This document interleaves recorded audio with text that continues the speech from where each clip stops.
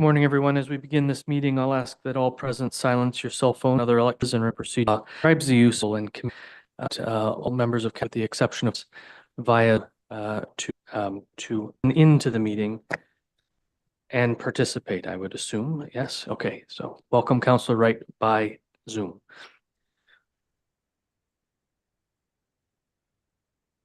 It's 10:01 a.m. I'll call this special council meeting to order.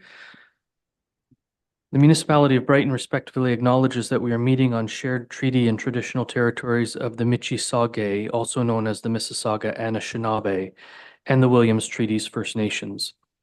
The lands and waters that make up our municipality have been and continue to be the collective responsibility of these Indigenous communities, who have been their stewards and caretakers for generations. We recognize that this area is home to many Indigenous peoples from across the region and Canada. We honor their enduring connection to this land and their significant contributions to its history and culture. As we gather here today, we are reminded of the importance of reconciliation and the need to respect and learn from the Indigenous peoples and their knowledge keepers who have lived in harmony with this land long before settlers arrived. Let us reflect on our shared responsibility to foster relationships built on mutual respect and understanding, and to work together towards creating a more just and equitable society. I have a motion moved by Councillor Fredis, seconded by Councillor Butwell, that Council approve the June 3rd, 2024 Special Council Agenda. It says as amended. Simply because we amended that motion. So the motion is, but the agenda is not. Oh. So we'll do the agenda as presented. As presented. That's okay with you as the mover, Councillor Fredis. We've changed that to presented, and Councillor Butwell as a seconder. You're okay with that? Any further discussion? Those in favor? Any opposed? Motion is carried. Oops.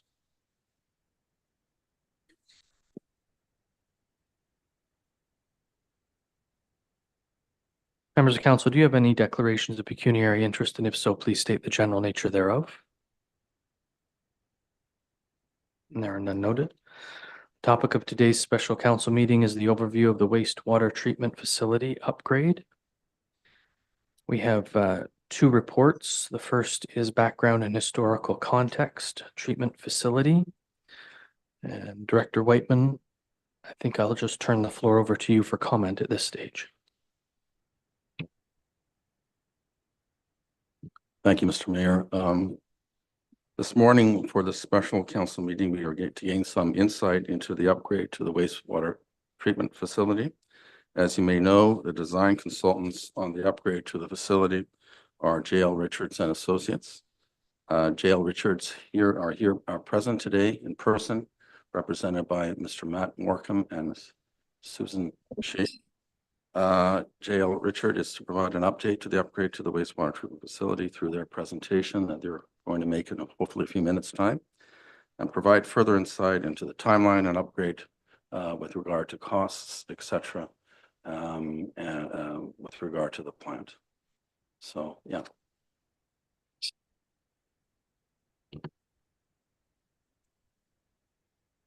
Thank you. Questions or comments from members of council? Councillor Fredis. Through the chair, thank you to Director Whiteman. In your report here, there's a statement that says it should be noted that there was an addendum to the EA for 2023 from the MECP, which required realignment of a structure that was part of the original EA of 2022 to 2023. Could you translate that for me? Director Whiteman.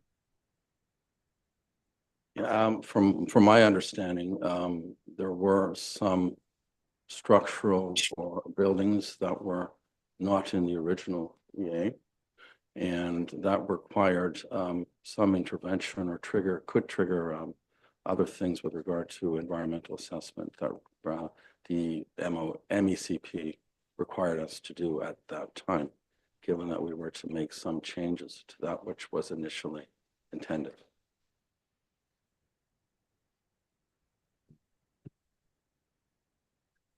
Councillor Fredis. I'm still not quite sure I understand it, but perhaps when we get a little deeper into the meeting, it'll become clear and perhaps I'll come back to it. Thank you. I have a motion to receive the report as information with an addendum to it. Do you want to hear the presentation from the consultant first, and then we'll read both motions? Would that be the better way to go? It probably doesn't change anything, but I think it might be better to get the information just in case we hear something that changes people's opinion on how to move forward next. So we're not going to receive your report yet, Director Whiteman. We'll hear the presentation from Jael Richards, and then we'll receive both the presentation and your report. And council may have some further direction to provide to staff. So I'll turn the floor over to our friends from Jael Richards to provide their presentation. Understanding, I hope that, you know, council will be drinking from a fire hose a little bit here, so be gentle.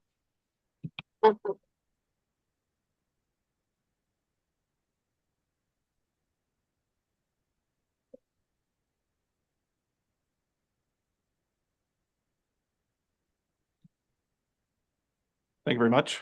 Thank you for inviting us. And so we're here to provide a little bit of a presentation and update on where we're at with the upgrades to the Brighton wastewater treatment system. If you want to go to the next slide. So this is a bit of the agenda. Like I said, we'll try and lay this out in a logical progression of how we've gotten here. And so that's why we kind of came up with this agenda. So we'll do a bit of an introduction here of what's currently in the plant, look at some of the performance and project timelines, talk a little bit about some of the value engineering that we've done, some accommodations for future growth, and then we can go into questions and comments that council may have. So introduction, if you want to go to the next slide. So just a bit of an overview, just so that we're all on the same page here.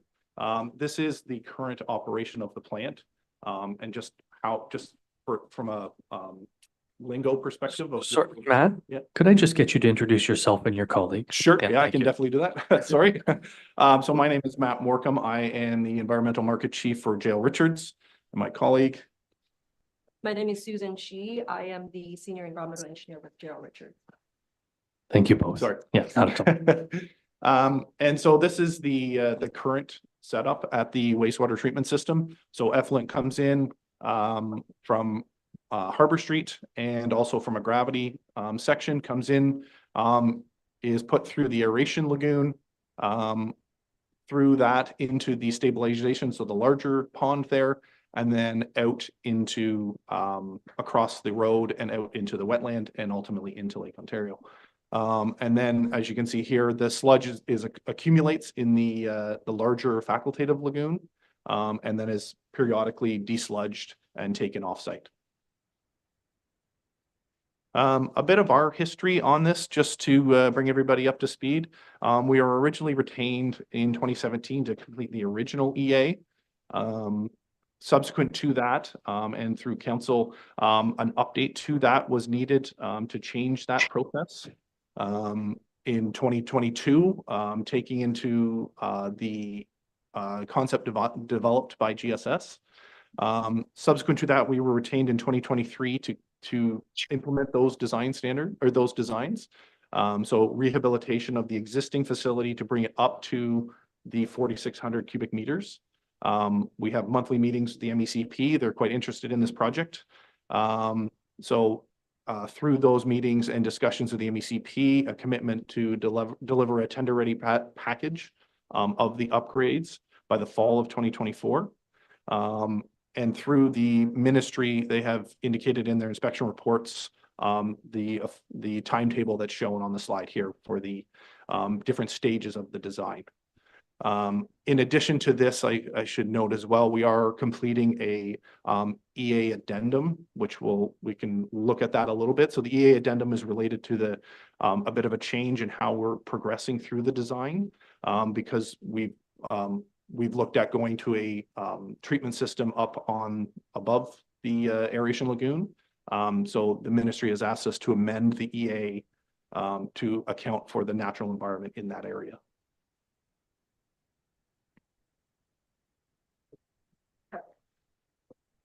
Over the next few slides, we're going to talk about the historic performance of the Brighton wastewater treatment system. So the first slide here is a plot of the historic 3-year wastewater flows. The dashed line demonstrates the plant rated capacity, which is the 4,600 cubic meters per day. The blue line is the trending line for the average daily flow, which you can see that generally stays below the plant existing capacity, but it does peaks and valleys throughout the season. I think it corresponds to the wet seasons in the fall and spring, so that's very well represented. The red line represents the maximum daily flow, which is the peak that we see throughout the seasons. And generally speaking, those two lines follow a similar trend. And this slide here demonstrates the lagoon effluent ammonia concentration. Obviously, ammonia treatment is one of the critical challenges that we have to deal with as part of this upgrade. So we've plotted the monthly ammonia concentrations in the lagoon effluent over the past 3 years. And the solid and the dashed black lines represent the ammonia limit as well as the design objectives. The blue line represents the treated effluent ammonia concentrations. As you can see here, that the lagoon effluent does exceed the compliance limits throughout the years, and there is a bit of a seasonal variation. As you can see that consistently throughout the years, between May and September, that's when you see, the ammonia concentration exceeding limits, and sometimes in the winter time too, which is due to the cold temperature. And this is one slide. I think it gets a little bit into the technical side of things, but it lays the groundwork for some of the decisions that we will be making later on. So first of all, how is ammonia being treated?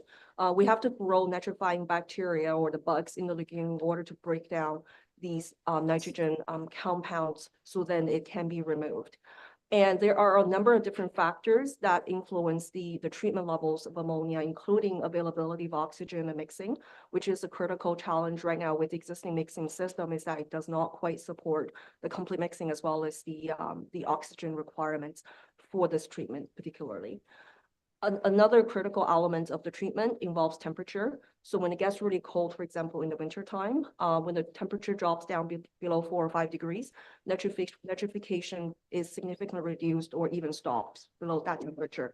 So the winter season is really a critical point, and it's usually one of the seasons that we look at a bit more closely. Another element is the retention time, because we need to be able to house and retain the liquid within this aeration lagoon for an extended period of time for the nitrifying bacteria to work, because it takes a long time for them to treat. Therefore, any increased flow that wash out the biomass into the facultative lagoon would reduce the treatment for the ammonia. And as you can see in the chart previously, that usually the effluent ammonia increases in late spring, and there is a bit of a delay. And our conclusion there was because of the retention time, because the lagoon does hold the volume for a little bit before it gets discharged. So there is a bit of a delay that we will see. However, once the temperature increases in the summertime, then the ammonia treatment regains. That's when we see the ammonia concentration lowers and stays within the compliance limit after that point. So moving on to a bit of the timelines here. So we kind of wanted to review this. So we're going to review a little bit of how we got here, and then we'll go into some of the challenges that we were facing as we worked through this design. As you can see on the chart here, we started with the 2017 EA, moving into the design of the MBBR, and then the new concept in 2021. Followed by the technical review of that and the dredging as well in 2022. The EA addendum, which was completed in 2023. We did put on here the Housing Enabled Fund application that was recently completed and submitted in April, and then the ongoing design of where we're at today. So, yeah, please. So we kind of wanted to review the scope and what's changed as the timeline had progressed here. So looking at the two different pieces of this, one being the liquid train that flows through the plant, and then the second piece is the solids train, so the solids that come out of that process. So looking at this from the GSS concept, had lagoon aeration, it had a single clarifier, And then it had the liquid train going out through the facultative lagoons, through the larger lagoon there, and then out into the environment. As well as having the Arena Creek relocation or stabilization. And so that concept, if you want to go to the next slide, is this concept here that was developed by GSS on the site.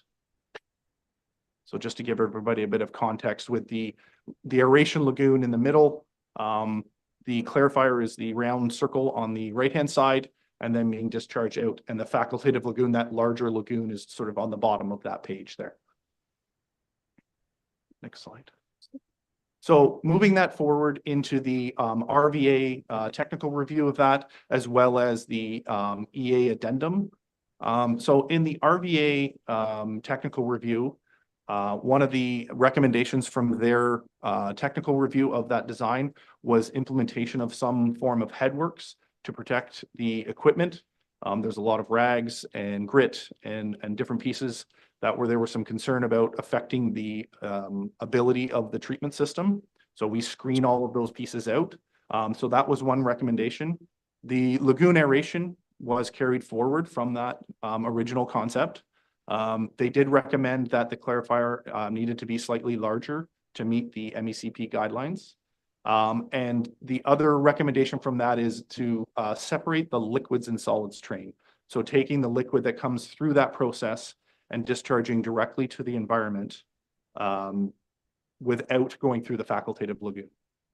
And then their other recommendation was, because of that, putting the solids into the facultative lagoon and to look at treatment options and how to deal with that sludge or that solids going into the facultative lagoon.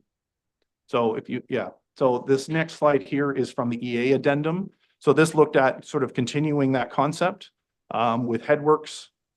You can see the aeration lagoon in there, the clarifier, and then disinfection. Because we've now separated and we're not using the facultative lagoon to provide disinfection, we need to provide disinfection and out to the environment. And then we had the facultative lagoon where the solids would be stored. And as part of the EA, when we looked at that, there had to be some aeration, some air put into that system to ensure that there was no odors or any issues. So carrying that forward into where we are now and what had been carried forward.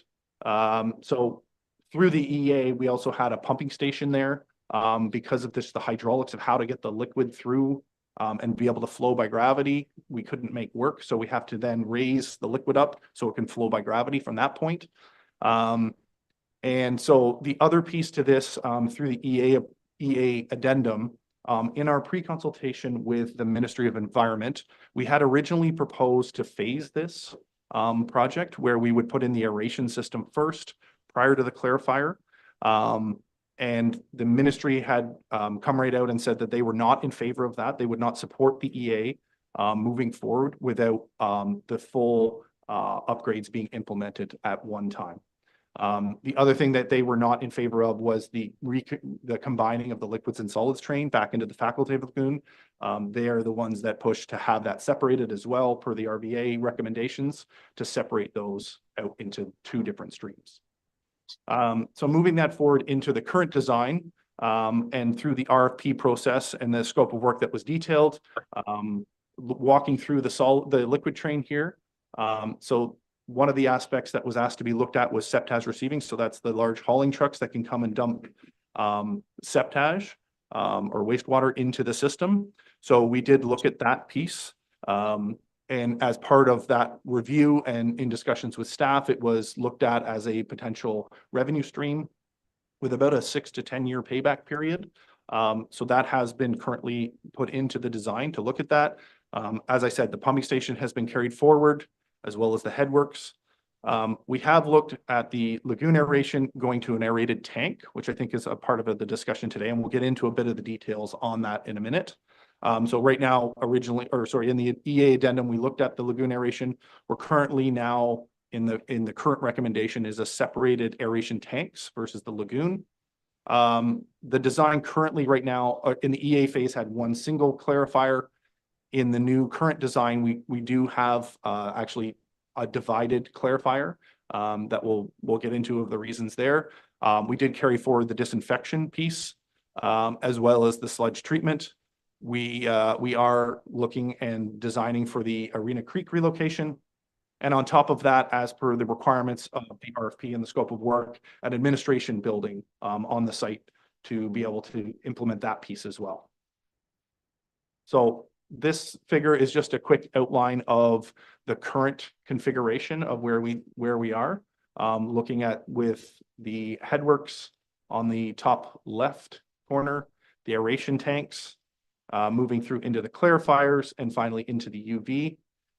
So this is the buildings. On the very left-hand side is where the septage receiving station would be. And on the bottom left is the administration building as it currently looks.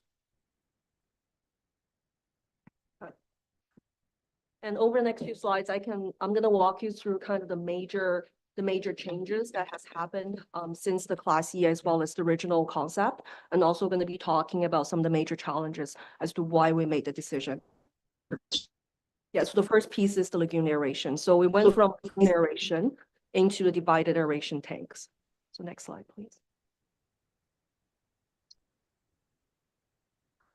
So this one is a quick overview of how how's the proposed process different compared to what was originally proposed.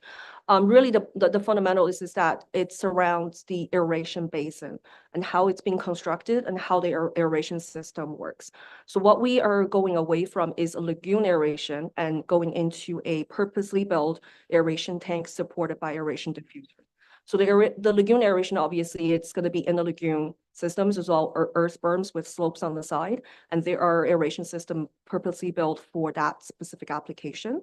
However, with the aeration tanks, these are more rectangular shaped tanks, constructed of casting place concrete. And these represent a lot more controlled environment. Next slide. Some of the challenges that we have identified associated with aeration lagoon concept. So first of all, Gerald Richards, we have undertaken another process modeling exercise at the beginning of our design. And we have a sub-consultant, Blue Sky, who undertook the biowind modeling for the future expansions. So what we have, what the process modeling has suggested is the separation of the aeration basin into two separate basins in order to satisfy the ministry guidelines when it comes to sludge retention time, mixed liquor. There are a lot of process parameters that need to be considered. So the recommendation from that modeling exercise was to divide the large basin into two separate basins. And once we start looking at dividing up that lagoon, we need to start thinking about the construction and how we actually going to get it done. So the aeration lagoon, of course, needs to be taken offline to construct a berm in the middle. And once we start looking at constructing the berm, there will be cost involved for cleaning out and desludge that aeration lagoon. And we also had met with the ministry, like we said previously, we met with them monthly, and we've been giving them frequent updates on the progress. And through one of the meetings that the ministry had indicated that the nitrification, which is the ammonia removal process, is required at all times, even during construction. So because the aeration lagoon is really the biological treatment process, is the most critical process of the system. We started looking at potentially employing or hiring renting a mobile treatment system to be able to provide the treatment level during construction because the aeration lagoon is offline. So those are the critical challenges that we have encountered. So as a result of it, we've started developing another concept that considers reusing existing lagoon space and volume to be able to support temporary treatment while the aeration lagoon is offline. So this is a fairly busy chart, and I'm going to kind of walk you through the flow path and how we consider the construction sequencing aspect. So first of all, the top smaller lagoon, we're talking about building a berm in the middle. So that's losing the biological treatment process, and we have to think about how to provide that during construction. So the concept that we came up with is to use the larger lagoon as the kind of the biological treatment process, converting the facultative lagoon into an aeration lagoon. So basically installing some aerators in there. That's going to be sized for the future sludge storage, but also, increase the airflow for the interim for the biological treatment. So that's the first step, is to use the large lagoon as the biological reaction basin. And then the other aspect we looked at is, how to phase this and how to actually make it work. So the first step of the construction is going to be to fill in that white rectangular area, as you can see there in between the two lagoons. So that is the general area for future clarifiers, as well as the disinfection and process building. So that is the first step, is to fill in that lagoon space, build the clarifiers, build the disinfection building. So then once we commission that and have it up running, we're going to turn on the aerators, which are the green dots in the big lagoon, and make it into a biological treatment process, and then pass the flow through the constructed secondary clarifier and the disinfection and out to the wetland. And then during that time, the aeration lagoon can be taken offline with a berm constructed in the middle. And then we can also build the headworks and all the other facilities on site. As you can see, that this is a very complex system. And then if you can go to the next slide. There are a lot of challenges as well with this temporary treatment concept. The first of all being the construction sequencing, and it's a very complicated flow path. There are a lot of bypass pumping required and redirecting the flow. Also, the extended duration is also another aspect we look at during construction, because we're constructing various different elements in sequence, which is going to cause a lot of delays during construction for that. And winter nitrification, like I mentioned previously, nitrification is driven by temperature, and the facultative lagoon is very shallow comparing to the smaller lagoon. And with the ministry being really concerned with the ammonia treatment during construction, we're not quite confident yet, that large lagoon is able to provide nitrification requirements during construction. The last piece that we looked at is the throwaway cost. Like I mentioned, it's a fairly complex system, and the cost to supply the equipment for it to work, that is temporary, that's not something we can recuperate and reuse later on. So some of these elements are bypass pumping, decanting structures, lagoon aeration, escalation during construction, and we have estimated it to be around $2 million to make this arrangement work. So that's the first piece, is aeration. The next piece that we looked at is the clarifier and how and why we divided it. Next slide, please. Some of the challenges with the original one clarifier concept, first of all, is the redundancy.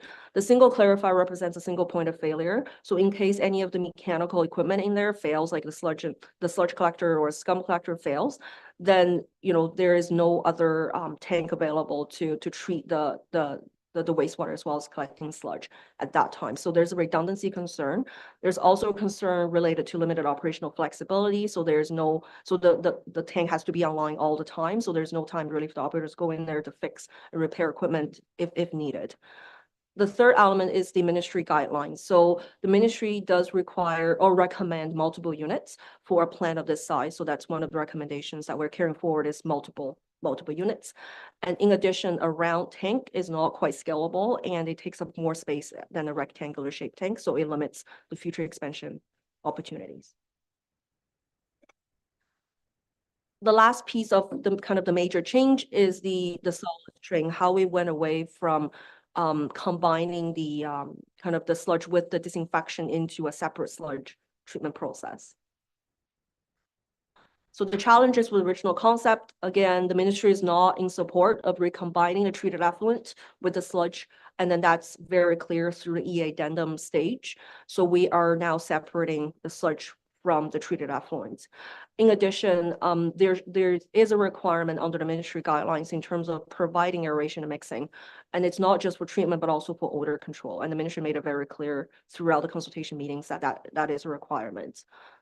The third element is the physical constraints associated with the facultative lagoon. That is a large lagoon with fairly shallow, and this will present significant operational costs to desludge that large area over time. And then the last element is the geotube dewatering concept, and we've talked to the geotube suppliers, and it's been indicated to us that the geotube is not suitable to store the raw sludge. So some sort of treatment is required upstream of the geotube dewatering.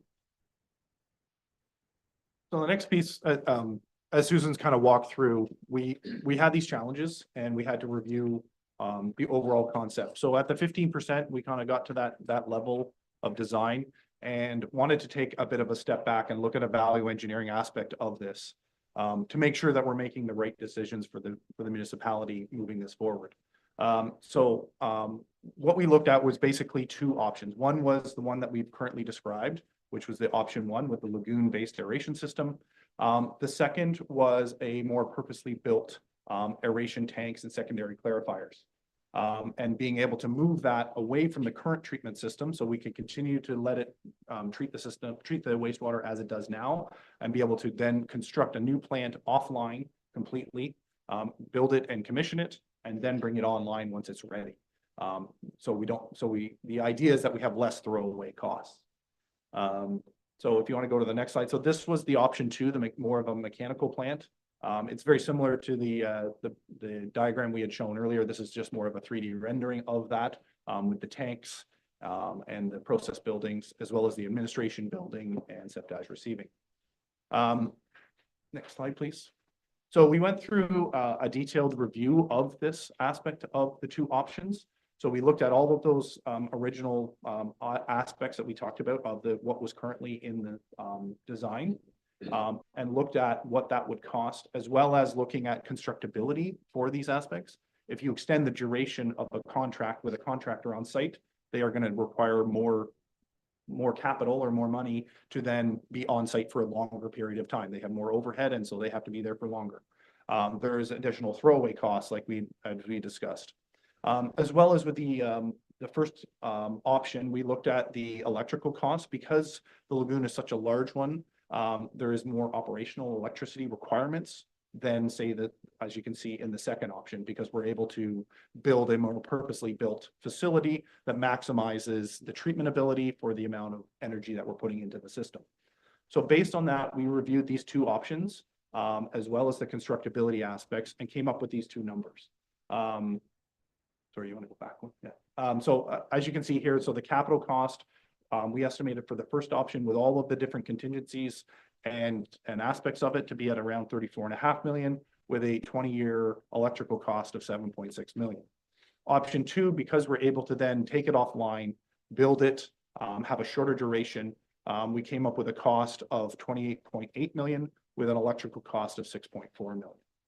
So at this point, in discussions with staff and reviewing the different scopes of work, it was decided that option two would probably be the most viable option and the best plan forward.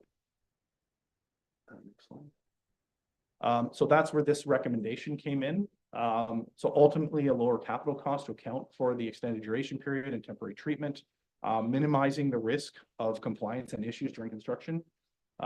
As Susan had mentioned, there are some concerns about trying to reuse some of the facilities for temporary treatment. We're minimizing the throwaway costs. The other aspect, and I'll get into it in a minute here, is some of the expansion abilities to be able to expand beyond the 4,600. We understand we're only going to the current rated capacity, but as most municipalities are facing pressures for additional growth and aspects like that. So we felt that this provided that option to move forward in a reasonable way, as well as the ministry. They ultimately are the ones in control of the environmental compliance approval that we need to obtain in order to move forward into construction. And they were in full support of this, and they had certainly had some concerns with the option one. So with all of those kind of combined in discussions with staff, this was the recommendation that was moved forward from there. Next slide. So one of the things I wanted to just get at a little bit here was the future expansion. So one of the aspects that we are at front of mind as we're going through this design is we understand that the municipality has these growth pressures, and we want to try and maximize the amount we're doing now with minimal costs later on and minimal changes to the overall system. So here, I'm just going to walk you through a little bit of what we've accounted for as of right now. So in the top left-hand corner, you can see there's a little yellow highlighted channel there that we've highlighted. So what the process here, that's in the headworks building, it's all the screenings. We take out the rags and the grit, the sand, all of those things. So we've designed in two channels there. On the left-hand side will be the current screening with the screening equipment in it to do that. On the right-hand side, the yellow is a bypass one for now. It can also be, you can put the equipment into that channel, and then you would have additional headworks capacity beyond the 4,600. So moving through the treatment process, on the very top of the figure, we're ensuring that we're moving everything away from that dashed line. So the future aeration tank. So we would have to build another aeration tank, but we want to make it as easy as possible. So the structural design of that has been accommodated that we would add in some, 3 sides of that tank and be able to add another aeration tank to that, as well as on the bottom, the additional clarifier. So we would add again 3 sides to that, and then we would have an additional clarifier for there. And then the last one is the UV treatment. So this is what treats E. coli. So on that, we have, again, similar to the headworks, 2 channels in there. So right now, one channel will have the UV bulbs that are able to treat with a bypass line on the other side, with the ultimate intention of being able to put more UV bulbs in there to treat and be able to increase the capacity there. And then, sorry, I just want to go back. The other thing I was just going to highlight here, I didn't highlight it here, but on the right-hand side of all of those tanks is the process building. We are making accommodations within that process building for additional blowers, for the aeration tanks, additional pumps, additional electrical equipment, so that the building is slightly larger than it has to be today, but it will be accommodating and you'll be able to come in and put that extra equipment in for the future. So that's, as the mayor had indicated, I know it's a lot to take in. There's a lot of technical pieces within this, so I would answer any questions that anybody may have. Thank you both very much. Questions or comments from members of council? Councillor Freitas. Thank you, folks, for presentation. Yes, it was an awful lot of material to take in. But I do have a couple of questions I'm hoping you can clarify for me. In April 25, 2022, thereabouts, the former council approved a triple point system, which upgraded aeration, provided a secondary clarifier, and a sludge gas.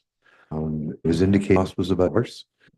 And they had conceptual approval from MECP, and it was peer reviewed by R.V. Anderson, and they confirmed that it would do what it was suggested it would do, and provide us with the capability of 6,000 M3 if we simply upsize the clarifier. I'm trying to understand how we got from $8 million to $30 million. 34 for that lagoon-based system. And then in looking at your sketches here, I'm thinking to myself, my gosh, this is as complex as the city of Toronto. And if that simplified system would do the job, why did we not focus on what council directed then, which was to develop that concept? Try and unpack that through the mayor. So there's a lot of different moving pieces, I would say. We tried to kind of explain how we got here. So one of them, and I can't speak to the 8 million. We didn't develop that cost estimate. I think GSS is here, so they could probably comment on that piece. But there's a lot of different pieces. So RVA's one of their big recommendations was to be able to separate the liquids and solids trade. The original concept had both streams going back into the facultative lagoon. So that is a big change to have to separate those 2 streams. That was a recommendation from RVA's report of their technical review, as well as in discussions during the EA with the ministry that they were insistent on that. So having to separate the liquid that's going out and you can't put it back through the lagoon, we now have to add disinfection. So that is a large cost that has to come in. And now we have to deal with the facultative lagoon and putting sludge into that large area. So those 2 pieces add a lot.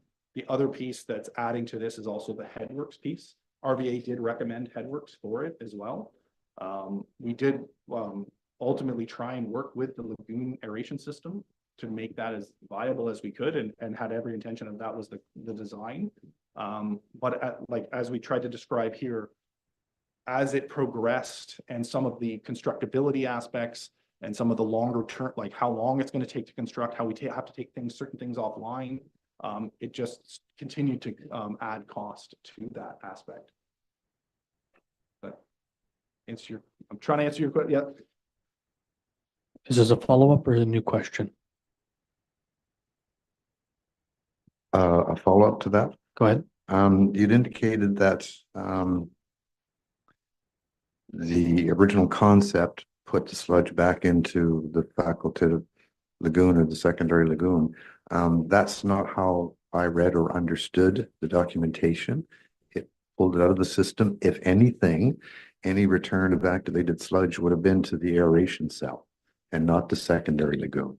And the geotube thing, for all intents and purposes, seemed to do the job to capture some of that sludge for dewatering and ultimately hauling it away. So that's the observation there. Question for you regarding cold temperatures and tan. I keep hearing about winter weather slowing down a little bacteria and contributing to our tan issue. But I've gone back and looked at all of our wastewater reports for the past 6 years.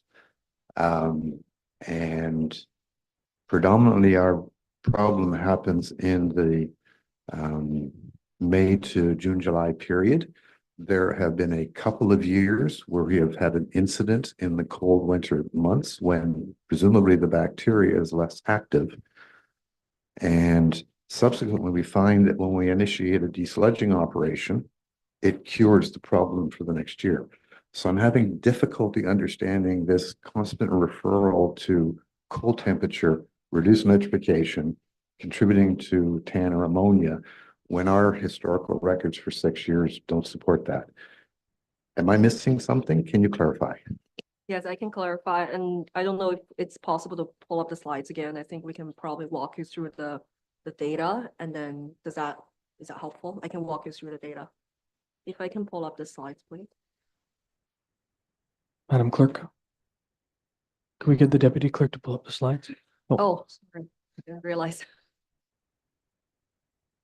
It's on slide 8, I believe. It's the chart with the yellow shadow for the exceedances. Thank you. Yeah, so this is the slide where we captured kind of the compliance exceedances periods. And to your point, it is correct. Like you usually see exceedances between late spring and early fall. So that has been a consistent pattern throughout the years. And also to note that for the past few years, from January to February, there are also time periods where the ammonia is over. So we've also actually, that's something I didn't flag during the presentation, is the timing for the partial sludge dredging, and then what has happened since the sludge dredging operation is that initially we saw a dip in the concentrations. However, later on last year, we started seeing that tick up again. So there is a bit of we couldn't make a correlation, I guess, directly between the dredging exercise and the efficiency of that treating the ammonia. So that's the first point. The next point is about why is it happening late spring? It's not in the wintertime. So there is a bit of a delay, like we mentioned previously, that, you know, the lagoon provides a lot of storage, and we call it hydraulic retention time. So the flow stays in there for a long time until it leaves the plant. So you don't see that instantaneous response until maybe a month or 2 months later. So we do see that lag because of the large volume the lagoon holds. Does that answer your question? Okay. New question? Okay. I'll go to other members of council. In all of the understanding of how that was working at the time, which was probably a little bit better than average, the average person, at the end of the meeting, I said to both of you, so all I need to know in order to properly represent the people of this municipality is that this design that you have proposed to us will work. It will work exactly as it's been planned to work. It will solve our issue while we take the time for our next design 20 years down the road. And I got an absolutely. And now through this process, what I'm hearing is we're not doing this. We're doing something, we're undertaking something completely different. And up until last week, this was the first time this council has heard about that.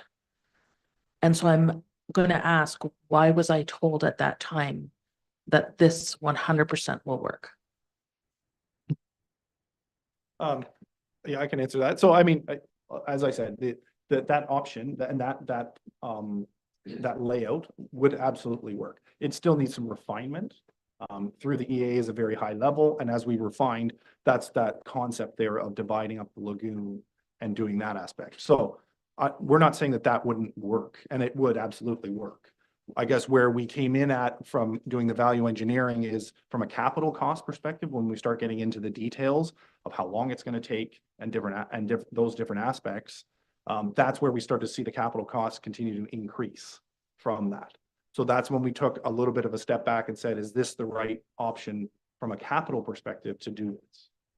And so that's why we ended up pivoting a little bit to this other design to try and facilitate a more capital friendly option. I understand it's still none of the numbers are friendly, but a more capital friendly option for the municipality to try and maximize both the amount of money you're spending, or sorry, maximize the value you're getting from the money that you're spending, as well as not having a lot of that throwaway costs or other aspects. So like I said, when Susan was reviewing the different options, there were some challenges there that we were going to have to overcome. But it's not to say that we couldn't, it's just that capital continued to increase. And that's when we had to take a step back and look at that piece of it. Follow up? In speaking about the capital costs and anticipated costs, what are the costs to decommission the remaining plant, the remaining lagoon system? What are those costs? Because those don't seem to have been factored in here that I can see. And perhaps that's because the evaluation that was done was it level D or class D, which is basically a shot in the dark. Like, I understand that. That is a guess. So where do those costs come in? Where do the costs of what's left behind, how do we manage that? Because we're dealing with human waste, we're dealing with toxic waste, and there's a high cost to that. Where's the cost to account for additional staff with additional qualifications to operate it? And then we also have the cost of this interim solution while we're constructing the new one. So was the costing of doing all of the interim solution stuff factored in? Was the cost of decommissioning everything that's no longer needed afterwards factored in? Were the cost of additional personnel and their additional higher criteria, were those things factored in to those two final numbers of 34.5 versus 28 point something? I'm trying to answer earlier. So in the system, so the existing aeration lagoon is going to be repurposed for sludge storage. So we are accounting for that from the aeration lagoon. The intent of the facultative lagoon, we are looking at potentially using part of it for what we call equalization storage. So in high flows, we're able to divert flow not through the plant, but out into there a little bit. We are looking at that with staff and whether that's something that we want to look at. Most of that, you're right, the facultative lagoon is going to be sitting there. That was not factored into these costs. The idea is that liquid is brought, any liquid that's in there, once it gets to a certain level, will be brought back through the plant. But overall, no, we weren't factoring in having to decommission that lagoon and clean it all out.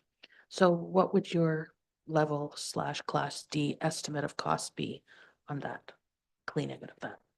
I would have to go back. I know there was a sludge survey done, so I'd have to go back and look. I Just don't know. ballpark it.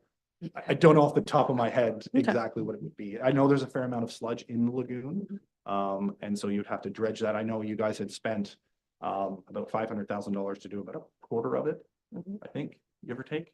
So it would be probably in that ballpark, but I would have to go back. Operating staff? No, we didn't look at whether the additional staff would be needed. When you get into, even with the original concept with the clarifier and blowers and all of those other things, you start getting into additional operator time, right? As we get into a more complex system.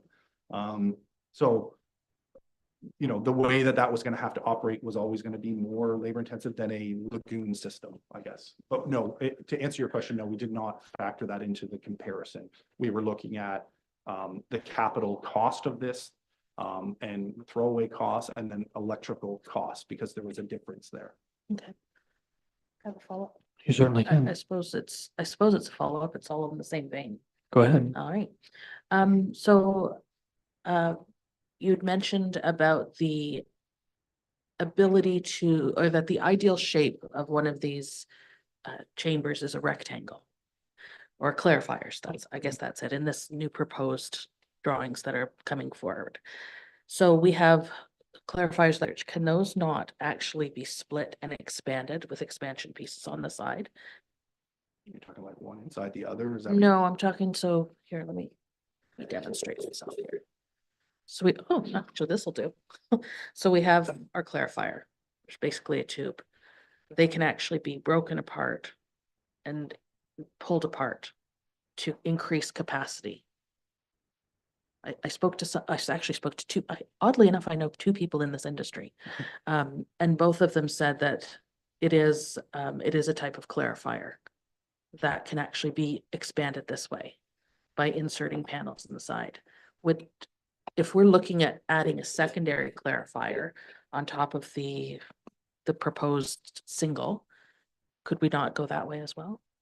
I try to answer, I mean, I don't know those systems directly, but I can answer that question in the sense of, yes, I'm sure there's systems out there that can be expandable. This is generally in the ground, so we would have to excavate it out. Mhm. It's in currently, with only one clarifier would currently be in operation. So there's some risk there of doing that. The other aspect to keep in mind is that the ministry's guidelines recommend two, so Mhm. that you can do maintenance on one while the other is running. So if we were to only have one clarifier, you would have to take it down and then we wouldn't have treatment. I was more thinking that we have one clarifier and we have a secondary that can then give us additional capacity, where in your design, we have to construct an entirely new basin. And these would be concrete lined as well? Or They would be concrete? poured concrete, typically the clarifiers, yeah. We could look at other aspects of different types of clarifiers for sure. I don't know if there's that much cost. We would have to look into the cost savings of, and then you're talking about modularly increasing the size of this to get more It's- capacity. Yeah, they're constructed with the idea of increasing capacity over time. What is the cost to add one single clarifier in this new basin system? Yeah, and I'd have to look at the exact cost, but you're in the millions for sure. It would be millions of dollars to be able to expand that, to add another clarifier for sure, as well as there's these chain and flight systems that go that collect all the sludge and push it down to one end so you can collect it all, right? So Yeah. there would be millions of dollars still to expand that beyond there. So what would the expansion of one additional chamber, how many additional cubic meters per day would that give us? Because if we're talking at, 6,000. Yeah. It's talking about the let's 6,000. talk about 6, so we would be designing for 46 with the thought of adding a second or a third chamber, it looks like in your. It's actually on the clarifier side, it's actually It's a fourth fourth, okay, chamber. fourth chamber. In consultation with the suppliers, we originally had 2. They're recommending to go with 3, just the length of them and these cross collectors, it works out better that way. So we'd have to add a 4th one, yes. Councillor Wheeldon? Thank you. I was very pleased to see your emphasis on future proofing. Can you get into a bit more detail about which is the more expandable option moving forward, and why is that preferable? I mean, both options do have the ability to be expanded. I would say the aeration lagoon, you can only get to a certain point, and then that tank is as big as it can treat, right? So that's where the 6,000 originally, I think, kind of came from. That number is that's what that lagoon basin could do. And then with the round clarifiers, it's not that they can't be expanded. It's more just, when you're putting 2 circles next to each other, they're going to take up more space than if you can compact the squares closer together.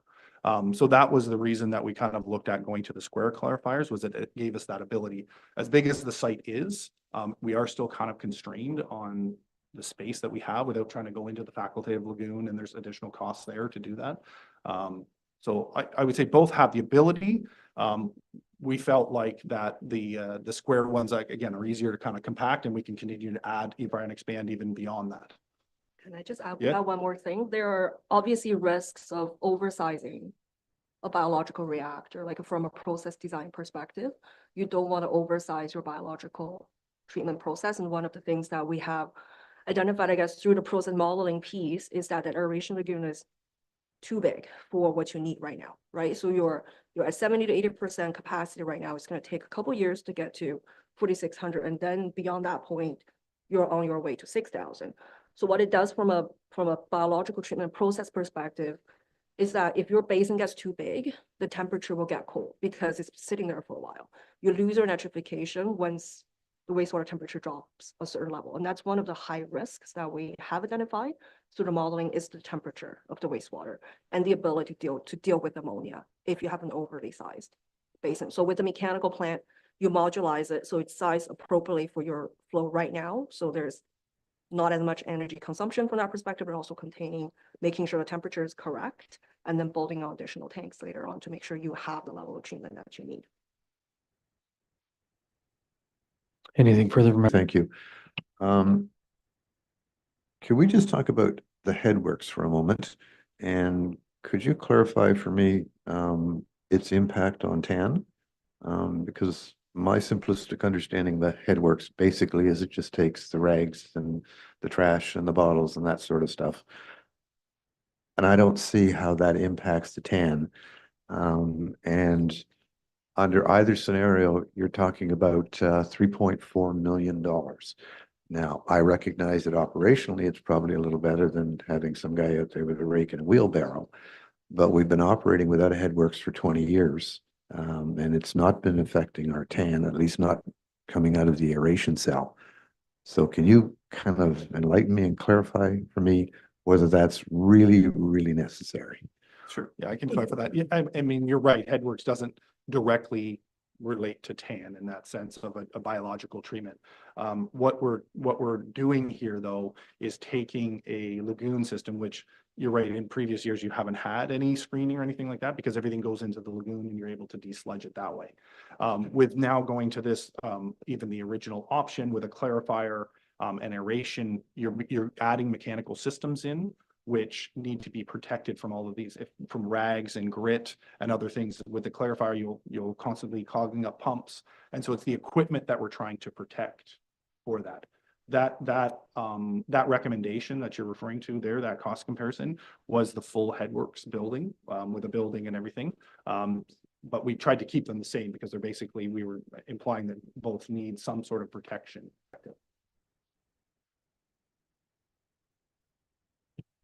So just to follow up and sell on the secondary clarifier, some screening or something that would pull that stuff out without spending $3.5 million. There, as part of the design process, we did look at multiple options of headworks facilities from a very basic, like you said, a manual screen, right through to the full headworks. We're recommending it beforehand. And RBA also recommended it beforehand to protect the aeration cell and the equipment in there. Depending on what ends up going in there, you're what we used to refer to as using that original lagoon as sort of a trash can. You're putting everything in there. The problem that we foresee is that you'll end up having a lot of fouling within there because there'll be rags in the in that aeration equipment getting caught up, and you'll be out there. And the way that floating system works is you have to pull those things out and do maintenance on them while they're there. So the intent, and that's what we're trying to do, is say that this is the best recommendation to protect all of your equipment that you've just spent millions of dollars on, and trying to minimize the amount of maintenance costs that you guys are going to have on all of this equipment. Does that answer your question? A new question. Yes, it is. I'm going to go to Councillor Boutwell. Have more material coming through. Just, my brain's trying to wrap around it. Yeah, so what happens in that aeration basin is that, because you have a fixed size, right? It's fairly large in terms of how we design aeration systems, like in terms of the triple point system, is you have to provide complete mixing in that, as well as the kind of the oxygen demand to support the treatment process itself. So because of just the configuration of it, the driver isn't necessarily the pollutant loading, it's the mixing, it's the shear volume and surface area that's currently there. So it's regardless whether you're at 4,600 cubic meters per day versus 6,000, the aeration system, like the airflow, is the same because of the dimensions of that basin. But it will make it more efficient by by increasing the flow and reducing the amount of time the sewage stays in there. So it will ultimately increase the temperature to make it a bit more efficient. But at the starting point, we're anticipating a very low temperature because of the retention time. Are there, I don't know if the word is additives, is there any addition of these microbes that help with the process? Not that I know of. Okay. Against the temperature again is the kind of the critical point here. So trying to maintain that temperature. Okay. Yeah. I have a new question. Then I'm going to go back to Councillor Freitas. Through the chair, thank you. I'm missing, but recognizing that the majority of our spring thaw and rains and that sort of stuff, and I've always been led to believe that that's the contributing factor for our overages in those months, because we get what our wastewater supervisor calls as the biomass washout. In reading through this, and perhaps I've missed it, I don't see anything that would regulate the flow to preclude another biomass washout. Yep, so on the in the current design, we actually have an influent pumping station that would pump into the plant. All of these systems are designed with the specific guidelines in mind, and that's where we're looking at the well, two things. One, we're looking at the equalization storage. So in these high flow situations, we'd be able to divert some flow into the facultative lagoon until the flows die down, and then we could bring it back through the plant. The other aspect of this is that if we're able to divide up things, we're able to bypass certain things, so we don't have the washout anymore. The operators will have the ability to control that. And so if there's too much flow coming through, they'll be able to divert that into different areas of the plant or into the EQ. We have more control. Right now, you don't really have a lot of control. It comes into that aeration lagoon and washes out that biomass. So when I had asked the question of, actually, maybe it was Freitas, I can't remember. How did we get from this $8 million that we'd been knocking around to 34.5 million? That was all covered under what you cite as option 1 that was presented. So if we're supposed to be deciding between option 1 and option 2, the presentation and the report doesn't actually include any information about option 1, specifically operational costs and other things that are in there. So how do would that not have included, because there was pricing breakdown obviously for option 2. How do we see that? How do we get a hold of that? Because you've done this, correct? Yeah, so like that report to council, I think I can see the one there that had both option 1 and option 2 on it. Right, the Where was 30. It's not in the slide, sorry, that's in the council, that was the original staff report. That was. So it's in here, okay. So it's in there, but again, like, we don't get into all the operational costs. The intent of that was to compare the two Okay. in terms of. Was to approve, or that we had been asked to approve on May 21st.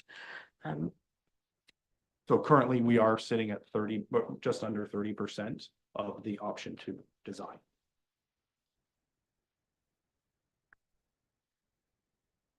Okay, you had mentioned that the MECP had asked to, or had made the indication that they preferred this option, or that we couldn't do option 1.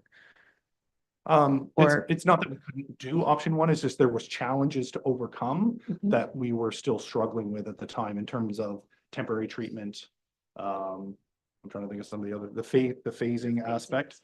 Like I said, originally we did look at, we were just going to come in and do the aeration piece. Mhm. They were not in favor of that. They came right out and said they would not support the EA moving forward without that. Was that said verbally or in a written report? It's in the meeting minutes we can circulate.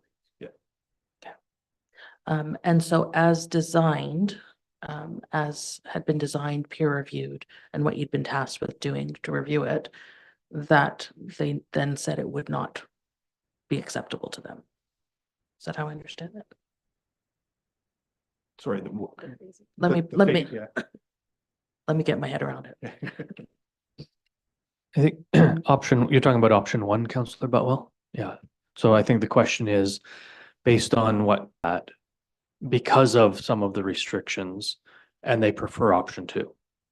That is temporary aspects, like we talked about, we still have to, wastewater never stops. It always keeps coming. So in order to get in, provide the nitrification or the ammonia reduction that we need, We're recommending to divide that lagoon up. That was through the process modeling.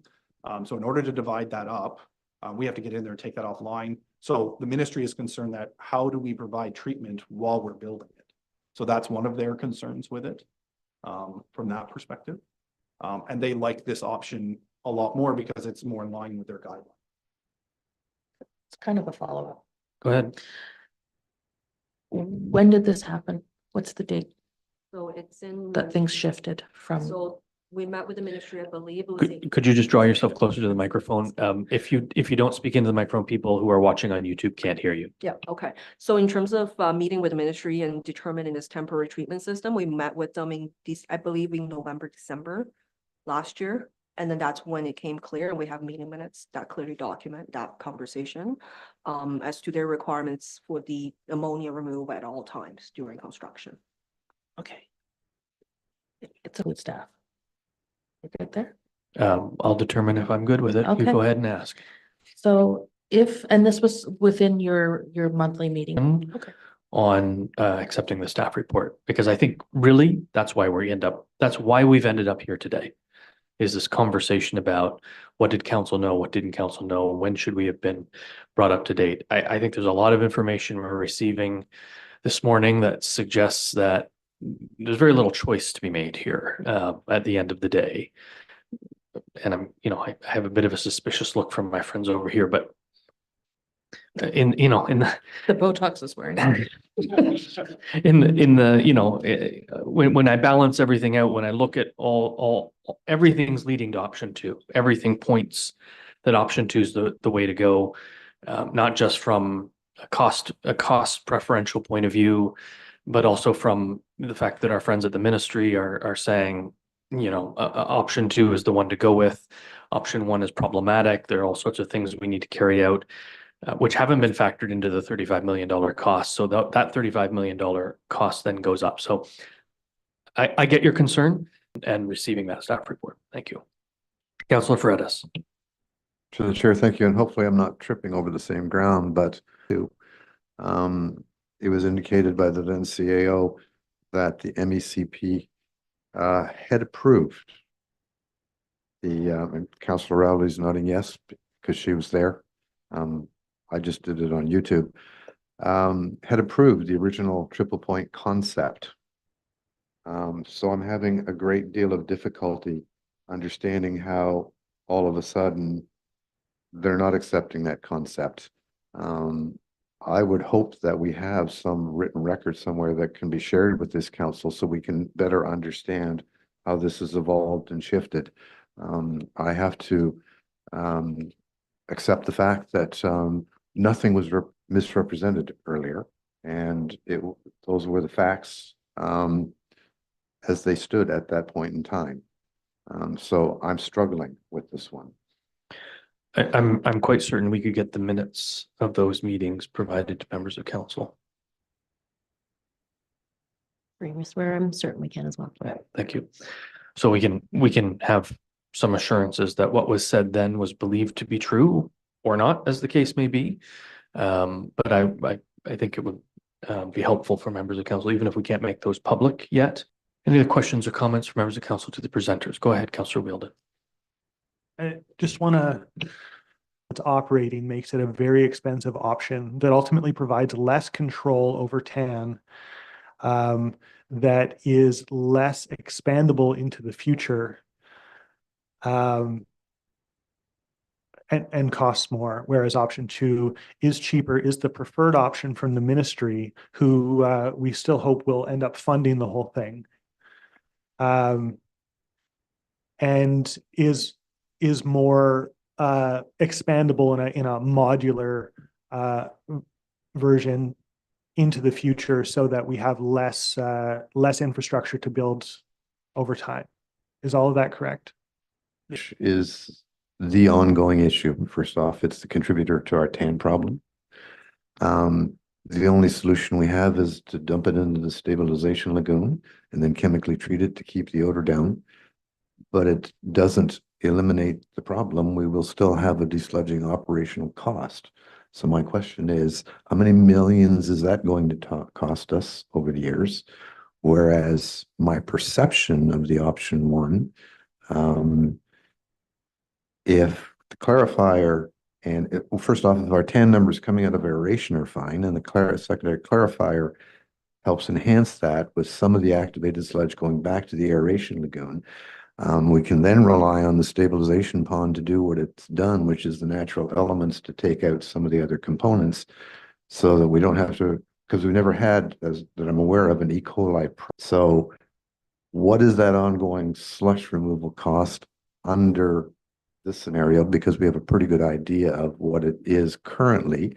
And I think we were led to believe or expecting that geotubes or some other thing would help alleviate or modify some of that cost going forward. So that's my first question. So in the original concept, the idea was that sludge and the RAS is the return sludge, which goes back to the aeration, which keeps those bugs, more bugs in there to eat that stuff. The WAS, the waste sludge, had two options. It either went back into the facultative lagoon during the winter, because geotubes, as you can imagine, would freeze in the winter time, right? So in the winter time, it was to go to the facultative lagoon, and the idea was that in the summer you could put it in these geotubes. Effective to store and in a lagoon-based system and desludge and have a third party come and truck it away, versus to look at the geotubes. Even in the other options, we looked at potentially using the geotubes to minimize our desludging. You're right. At the end of the day, the amount of sludge that we're going to have is the same, right? There's a certain population. We're going to have a certain amount of sludge no matter what we do to it. We're trying to separate it. We've decided that the best option, rather than putting it in the facultative lagoon, which is quite large, is to reuse the aeration basin because it's smaller, and be able to reuse that piece. We have to aerate and keep the odors down. It's a smaller area to aerate. And then the area to desludge is a lot less. So we've gone through the calculation, and so in the aeration cell that we're now repurposing for waste sludge, I think I want to say 2 years.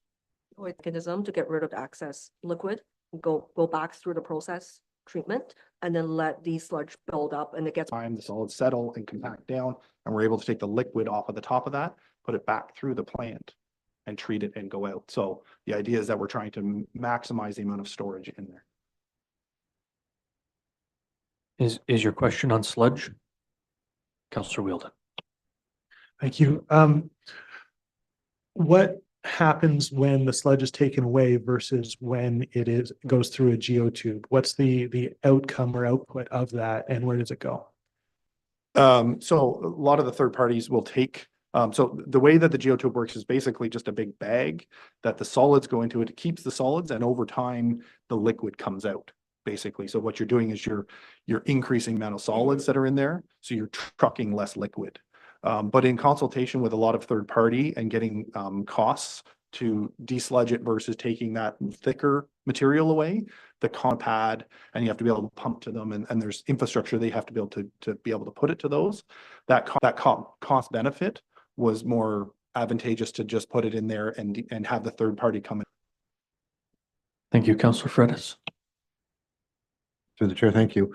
Can we just talk about capacity for a moment?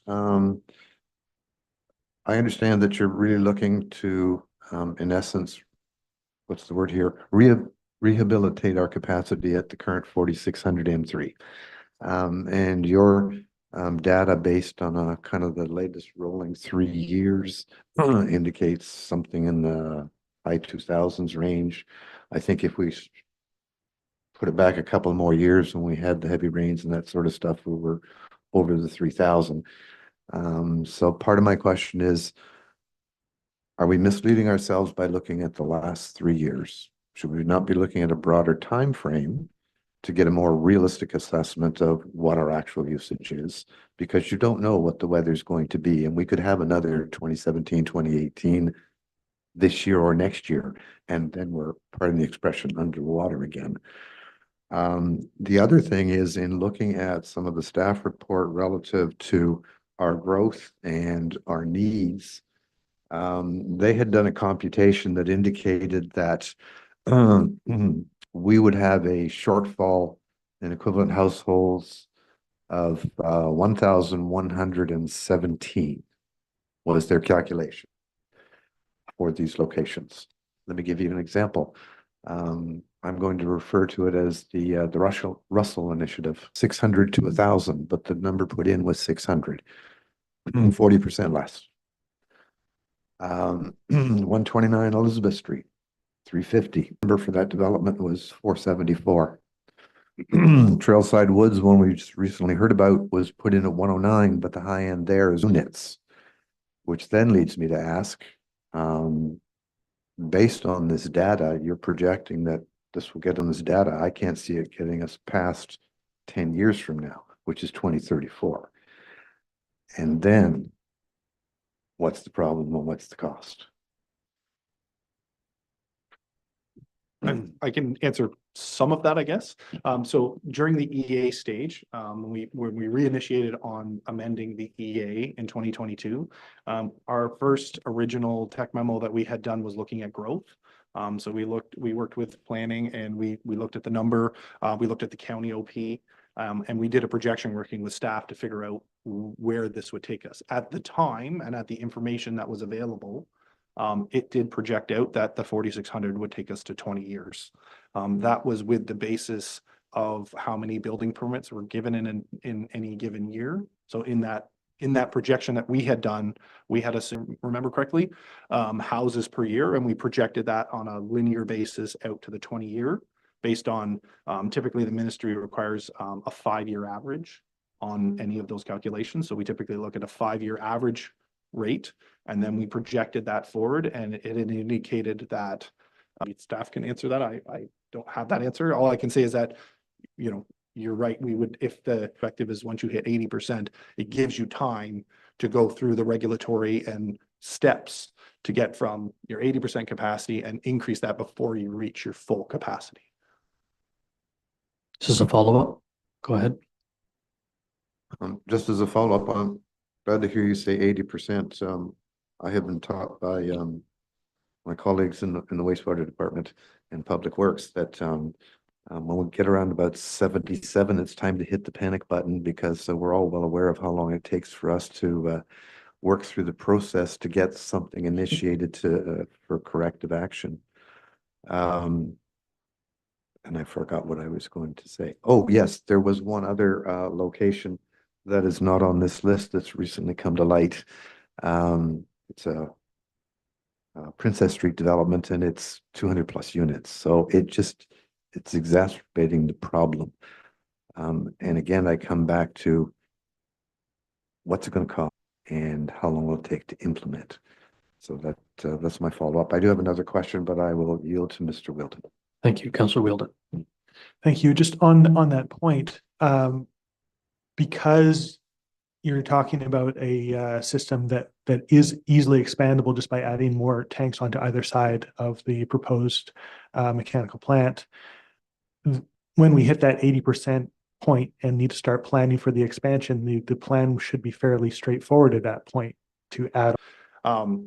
Your levels that the plant currently treats to are quite high in terms of TAN levels and things like that. So when you open up a Schedule CEA, we would have to go back to the ministry. They may ask us to go with lower levels, and that we've seen that in trends around here, is that those levels are going to continue to come down.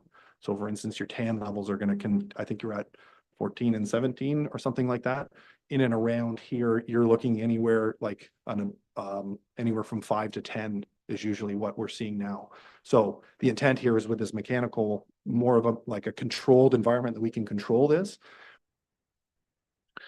And what kind of impact, just recognizing that we have one of the wetlands left on Lake Ontario, what impact does that have on our wetland to go from that 17 down? He's looking at it as they look at your effluent as it leaves the plant. So at the end of the facultative lagoon, I know that I'm sure staff could probably find it. Thank you, Councillor Fredis. To the chair, thank you. And this might not be a question for you. I'm not sure who, but it's something that I find troubling and concerning, and it relates to funding. We have the request in for the grant, and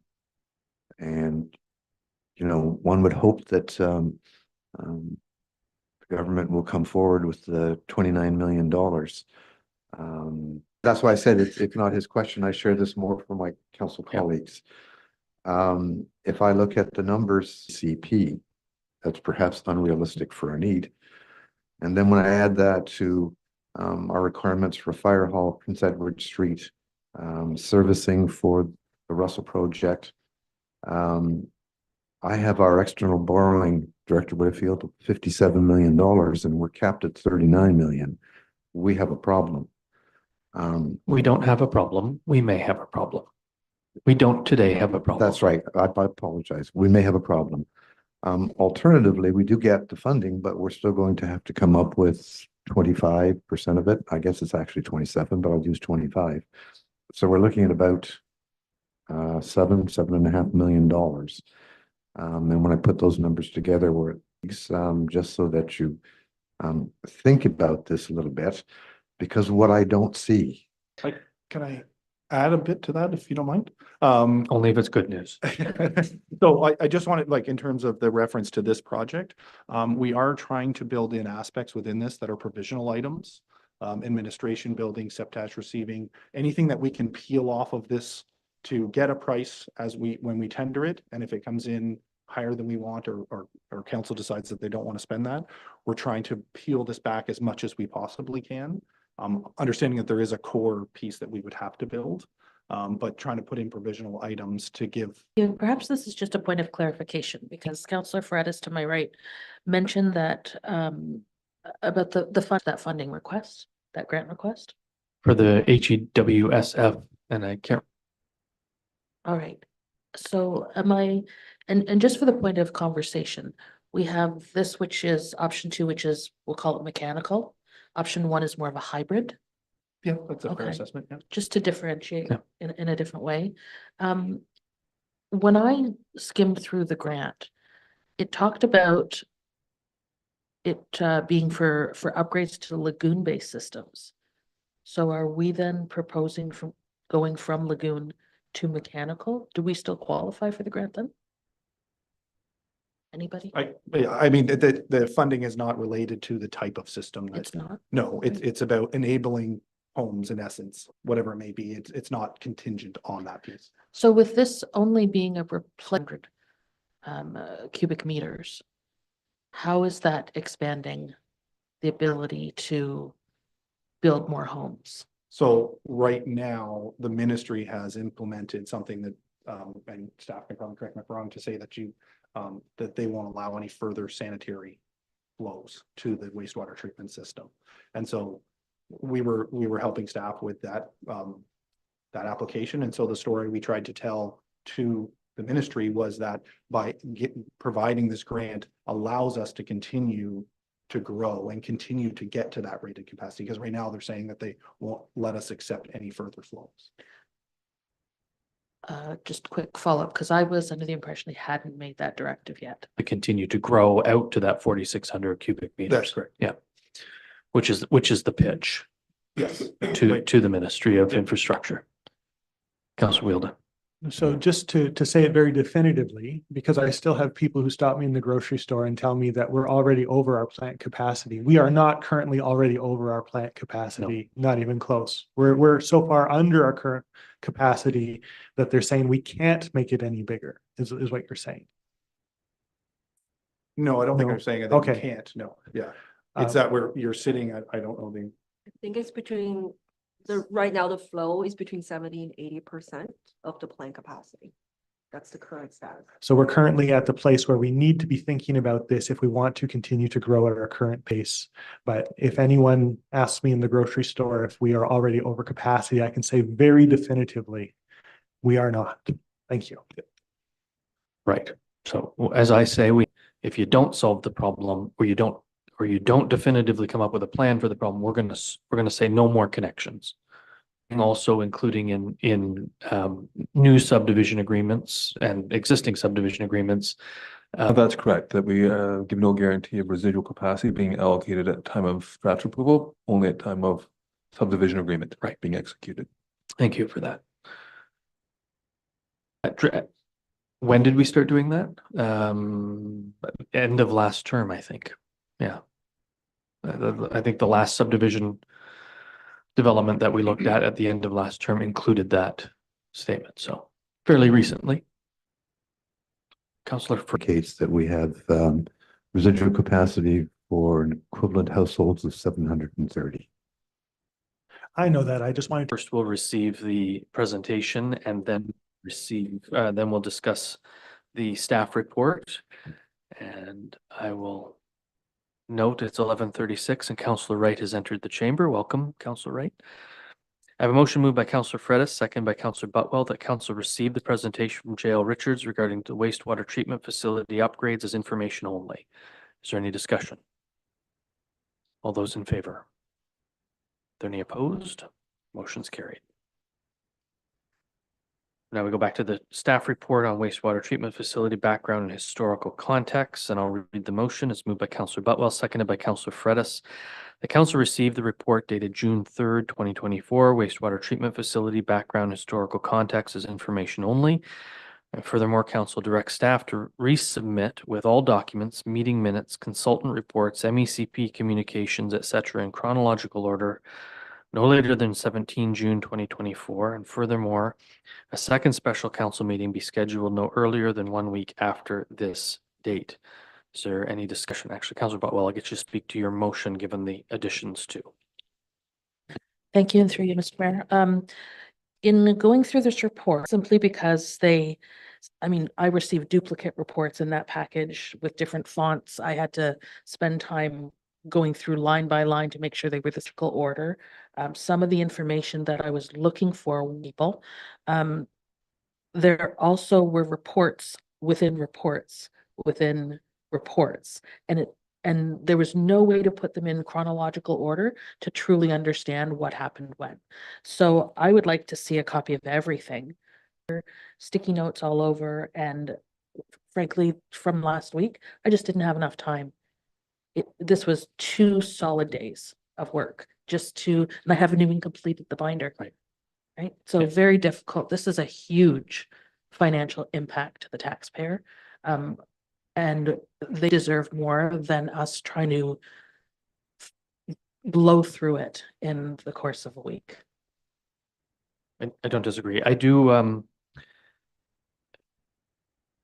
question the timeline. I know we want to get on it. I'm just concerned that with the current levels of work being done in the municipality might be a bit tight to ask staff to get all this information together. We're talking about 20 years of information here. Yeah. I am most wanting to understand what happened from about 2018, 2017 Okay. forward.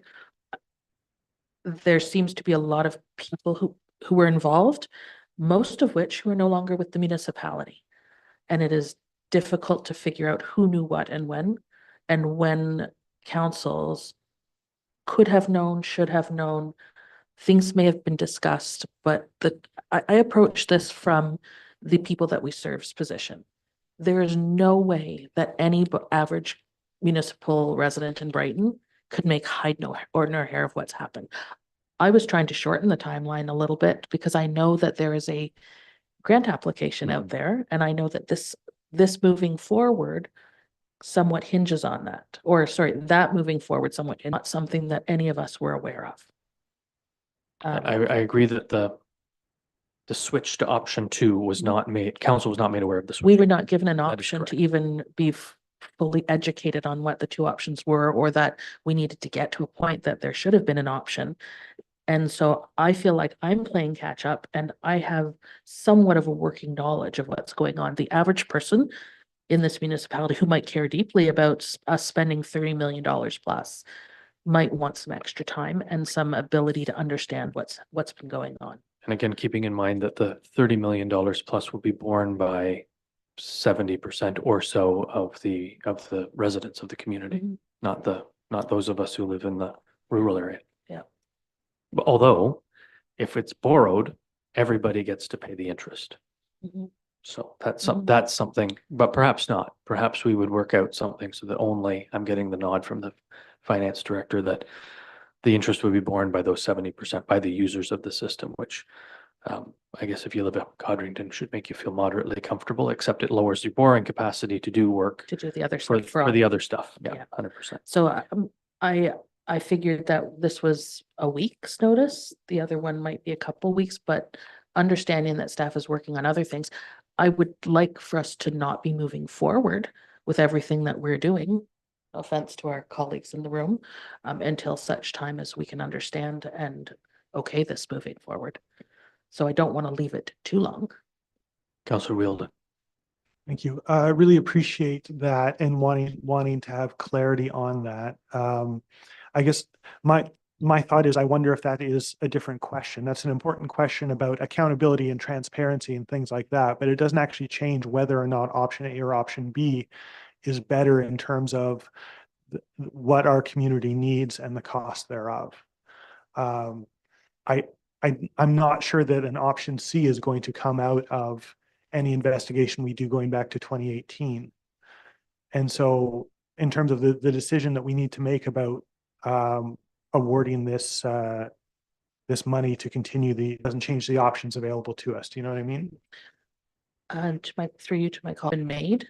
Full, but that there's still more information by my reading of anything. And so I'm not sure why we would delay that part of it while we investigate other things. I agree with you, Councillor Wielden, on that. And I would worry that by, if we provide direction to stop anything, that our friends at the MECP might decide to engage with their enforcement branch. And then we're into many thousands of dollars of fines again, which we don't want to face. We are working well with our friends at the MECP. Let's continue to work well.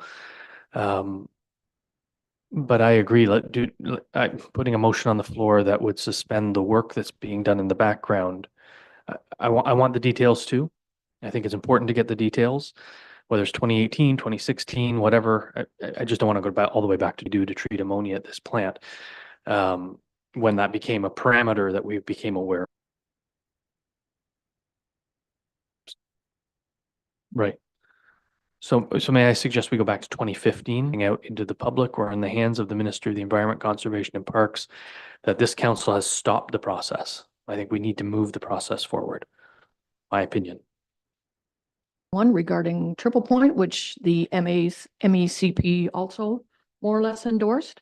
And we've not really had complete details on that as well. So when we talk about not having all of the information on all of our options, which would be significantly less expensive, I would like to hear all of that. Be an option B, and I will wait until we get some of the This information is to be compiled no later than 17 June. Is that enough time to provide that information to council?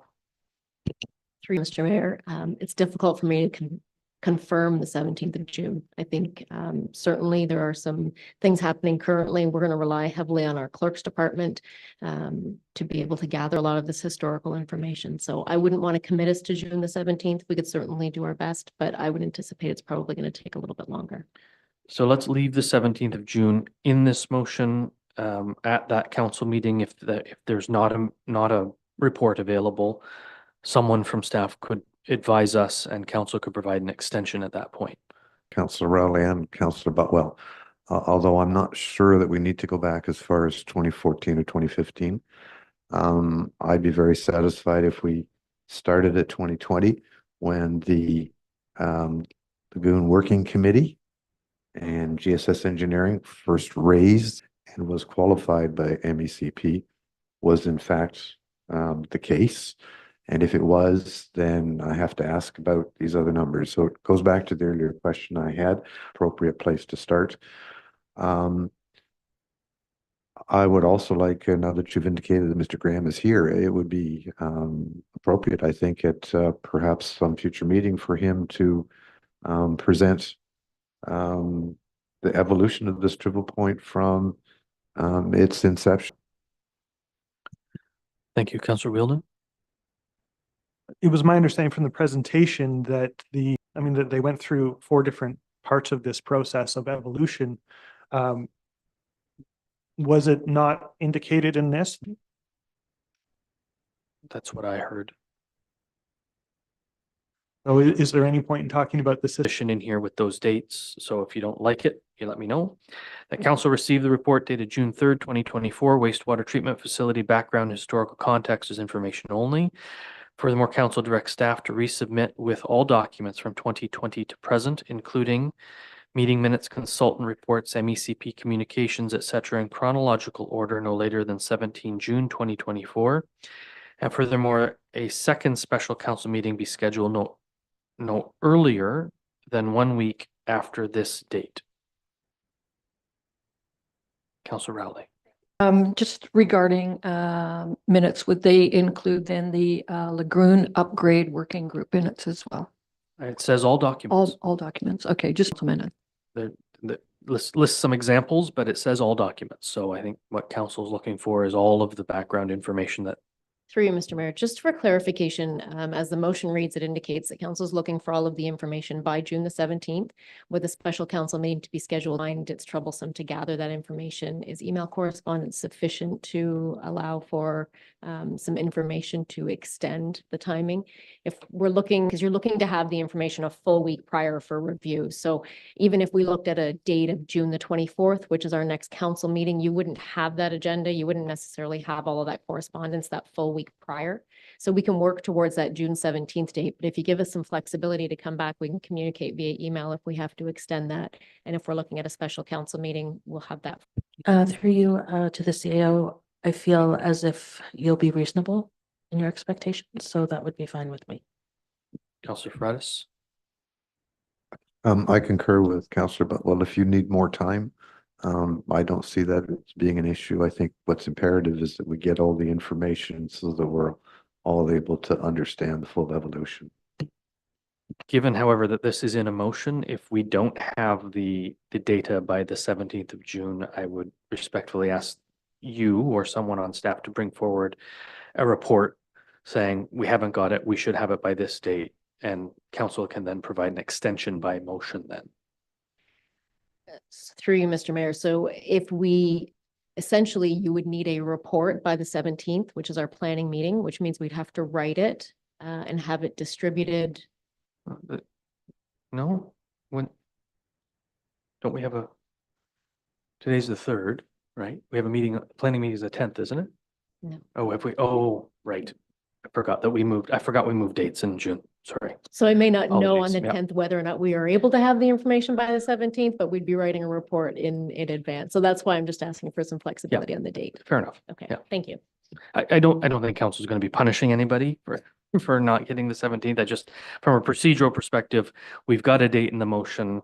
I just want to be able to make sure if we extend the date, we do so by motion as well. Provide some flexibility in the motion. Councilor Butwell? Oh, would an additional week, pushing everything back 1 week? To the 24th? Through you, Mr. Mayor, I think if we go the 24th, then worst case, we then could have a report for the 24th, but we will do our best to get all of the information to you prior to the 24th and then be able to set that special council meeting. Okay, and it was no less than 1 week afterwards, just, it can be further out if you wish. Correct. Yes, okay. Shall cost exposure we have financially continuing down this road that we're already on. With the design, the engineering costs. So we're That about total. halfway through the first 30%. Is that what I heard? We're at the 30% mark. Okay. And the total cost on that, just Give or take. give or take? I think it was 1.158 million, if I remember correctly.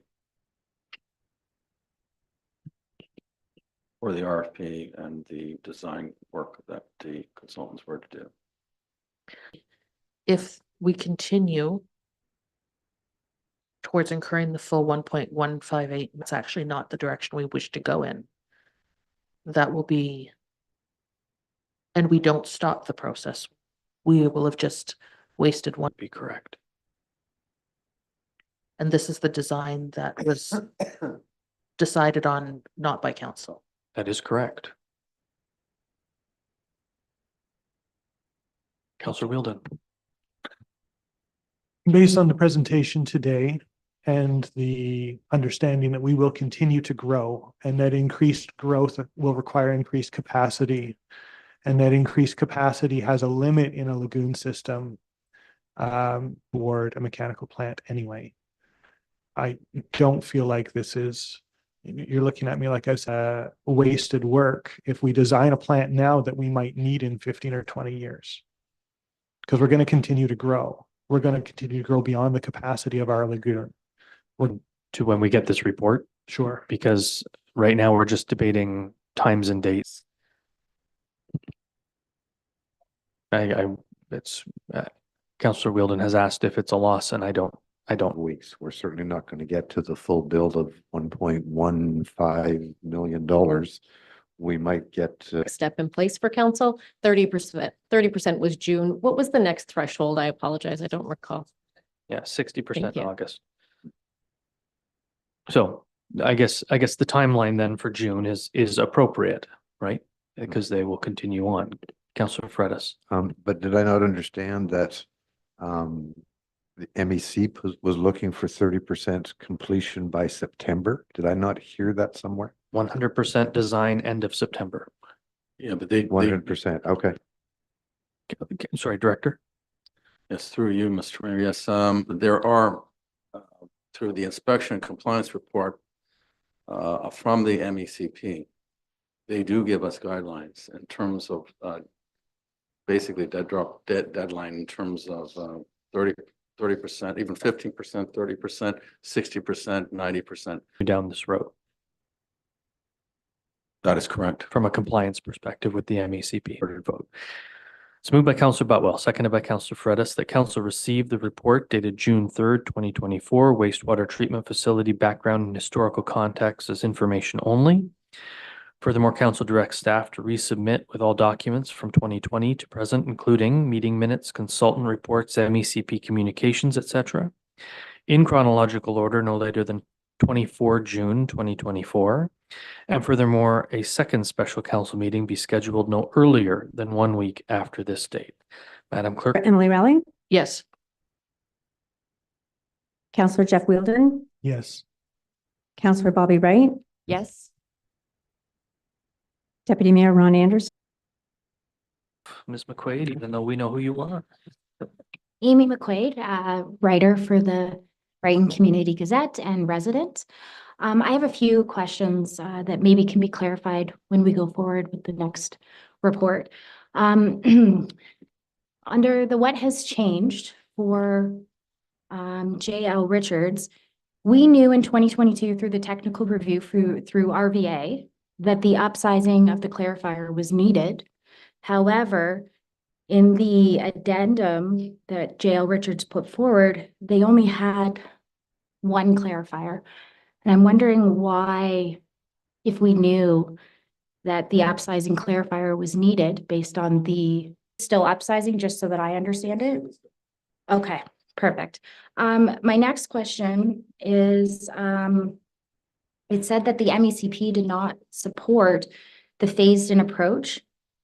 And, but yet Susan from Richards had said, just let me get back to that page, had basically said that we would be, as part of the new design, it would be a phased-in approach. So I'm just trying to understand that.